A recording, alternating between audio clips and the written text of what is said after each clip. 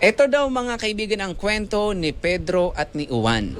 Itong si Pedro at saka ni Juan, magkaibigan ito at itong dalawang ito ay makasalanan, kriminal, magnanakaw. Kaya sigurado hindi ito mapupunta sa langit pag ito na maalam na sa mundo. Ayan. Maitom-itom na ang budhik nga ni. Dahil na mabubulong kang sabon. Ngayon, at dahil nga makasalanan itong dalawa, isang beses, na-disgrasya itong dalawa. Nung namatay na sila, nung paakyat na sa langit ang kanilang kaluluwa, medyo mabigat daw yung kanilang kaluluwa, nararamdaman nila mukhang hindi daw sila aabot sa langit. Dahil nga makasalanan niya makasalanan niya. Hinihila sila pababa. Ngayon, sa pagpupursige nila na makarating sa langit, nakarating sila doon sa opisina ni San Pedro.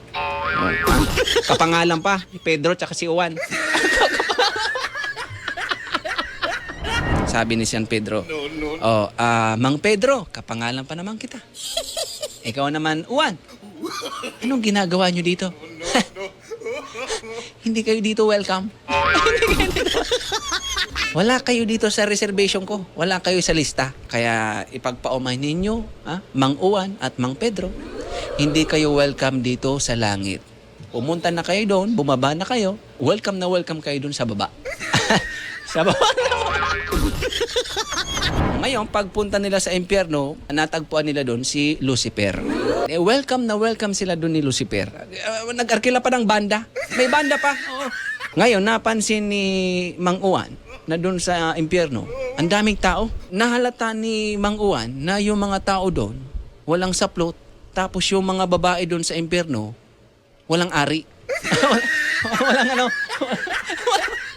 Walang private. Walang private part. Walang ari.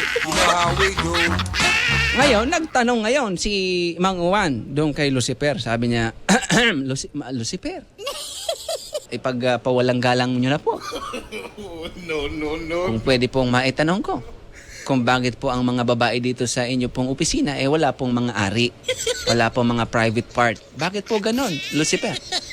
Sabi ni Lucifer, ay syempre, impyerno ito. No.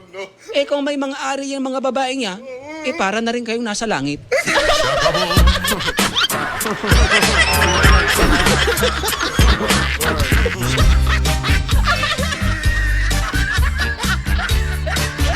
Ni katiting na lasa ng langit, hindi nila malalasahan sa impyerno.